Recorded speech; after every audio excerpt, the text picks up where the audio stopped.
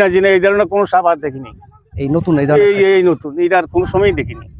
এমনি জীবনে তো অনেক সাপ দেখছেন? অনেক সাপ দেখছি। মানে এটা এটা আপনার দেখে মনে হয় কি এই সাপটা আলাদা, কি অন্যান্য যে সাপ দেখছেন? এই সাপটা দেখলে এমনি ভয় হয়ে যায়, আতঙ্ক হয়ে যায়। কারণটা কি? কারণটা এটা কোনো সময় দেখি নাই, আর তাছাড়া এটা কি একটা আলামত হইতেছে এটা বুঝতে পারতেছি না। এবং বর্তমান এই যুগটা এরকম ভাবে চলতেছে, এক এক সময় এক একটা ইয়ে আসে যে এটা একটা আসলে হুজুররা অনেকটা কথা বলে যে কিয়ামতের আলামতগুলি এই বর্তমান সামনে চলতেছে বা অতি নিকটে কিয়ামতটা বলতে যে আছে, এরকম কথাবার্তা যে হুজুর করতে শুনি, ওয়াজে শুনি, তাফসির শুনি, আলামতগুলি এরকম হইতেছে, দেখা যাচ্ছে। অন্য অন্য সাপ তো দেখলে সরে যায়, খালি ফানুক সাপটা সরে না। ফানুক সাপটা ছাত্রদেরা গাবি যেতে চায় বা যেখানেটা সেখানে থাকে, অন্য অন্য সাপ সরে যায়। এইটা বলে সরে না, এটা বলে যারা দেখছে, যারা প্রকান্ত ছিল সেটা বলে লড়েই না, এটা আরো সামনের দিকে আগায়। তা নাহলে আমাদের উপরে একটার পর একটা কেমন মহামারীর মতো আসতেছে, তাই না? জি, এই যে করোনার পরে আবার এরকম এগুলো নাকি আপনি তো জাল বাইতেন নদীতে, জালে কি কখনো এই ধরনের সাপ তো দেখছেন? না, এই ধরনের কোনো সময় এই ধরনের জালে সাপ আসেনি। অন্যান্য সাপ পড়ছে? আন্দা সাপ, দোরা সাপ, পানক সাপ, দাঁড়াই সাপ, আরো অন্য জাতের সাপ, বহু জাতের সাপ দেখছি, কিন্তু এই সাপটা দেখিনি। কখনো অন্যান্য সাপ কি মারছেন নিজের হাতে?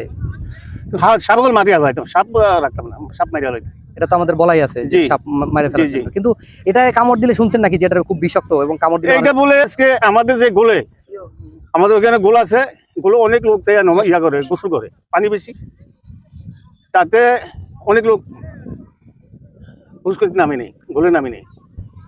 মানে পুষ্করি বলতে একটা গোল বন্যার সময়, 70 বন্যার সময়, 69 বন্যার পড়ছে আর কি, বিশাল গভীর। আজকে অনেক মানুষ ওই গাড়ি বইয়া পানি কাটে এটা ঘুর করতে, কিন্তু ইয়াতে নামে নেই, মানে ভয়তে, ভয় দিয়ে। গ্রামের মানুষজন তো সাধারণত সাপ অত বেশি ভয় পায় না, কিন্তু অনেকে পায়, এটার একটা ইয়া বলছে, এই জন্য একটু ভয়, যে কামড় দিলে আর বাঁচবে না।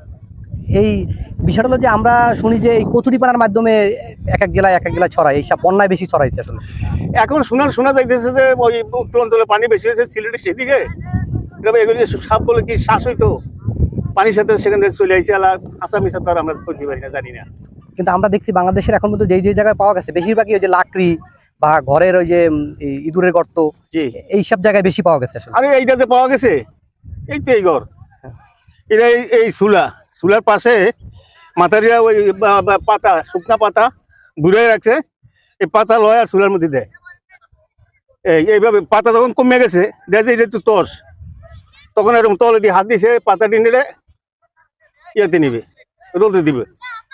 আর যে ইয়া ধরছে ওটা গুরু চাল দিয়ে উঠছে, মাথার শিকু দিয়া বাইরে বসছে। পরে আমার এই মাদ্রাসার বড় শিক্ষক কবির হুজুর, এই ওনারে ডাকিয়ে নিছে, আরো মানুষ ডাক শিক্ষক দিয়া গেছে, যাই দিয়েছে এই সাপ। না না, যায় নাই, বসে দিছে। হ্যাঁ, বসে দিছে। এবং কারো মানে ওনার কোনো ক্ষতি করতে পারে না? না, এটা তো দায়া গেছে, আর ক্ষতি করবো। ইয়ার পরে এই কবির হুজুর নিজের হাতে মারছে। তাহলে এটা কি রান্না করেছিল? সাপটা রান্না করেছিল, চুলার পাশে ছিল।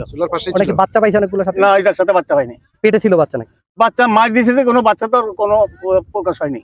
আচ্ছা আচ্ছা আচ্ছা। তো চাচা, এই এলাকায় লোকজন কি কাউরে কি সাবধান করা হয়েছে মসজিদে বা কোনো কিছুর মাধ্যমে এলাকায় মানুষজন? না, এরকম সাবধান কেউ কোনো তরফ থেকে করা হয়নি। আমি তো আল্লাহর সাথে পাঁচ ওয়াক্ত মসজিদে নামাজ পড়ি, দুটাতে পড়া পড়ে। তো এটা আবার অনেকেই যারা পাঁচ ওয়াক্ত নামাজ পড়ে, আল্লাহ বিল্লাহ করে, অনেকেই বলতেছে যে এটা আসলে আল্লাহর দিক থেকে এইগুলা নাকি আসে। আমরা যতটুকু জানি যে হাদিস কোরআনে যেগুলা যে মানুষ মাপে কম দিলে, মানুষকে ঠকাইলে এটা গজব, আল্লাহ বলছে যে আমি তোমাদেরকে গজব পাঠাবো, এরকম একটা কথা বলে। তো এটা আপনি বিশ্বাস করেন কিনা? আমি বিশ্বাস করি স্যার, এই পর্যন্ত এই দেশটা অধিকাংশ চলতেছে এই যে কোনো ব্যবসা বাণিজ্য, চাকরি বাকরি, এই যে কোনো জিনিসের ভিতরে ভেজাল ছাড়া লোক পাওয়া বড় মুশকিল। সন্ত্রাসে গেছে দেশ পুরা ছানি হইয়া। যেখানে যাবেন সেখানে আমরা পকেটের ভিতরে হাত দিব, যেখানে যাবেন সেখানে মাফে কম দিব, যেখানে যাবেন সেখানে ফাঁক পাইলে কাজ দিয়া দিব।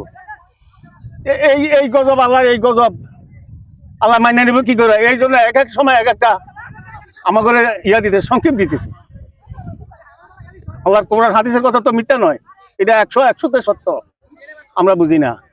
এখন সংকেত স্বরূপ আপনার মনে হইতেছে এই সাপটা পাঠাইছে? সম্ভবত আল্লাহর গজব না হইলে এগুলো হইতে পারতেছে না। আপনার এই 77 বছর বয়সে তো এমনটা দেখেন না, এমন কিছু এই সাপই দেখিনি। অনেক রকমের সাপ দেখছি, কিন্তু এই সাপ দেখিনি।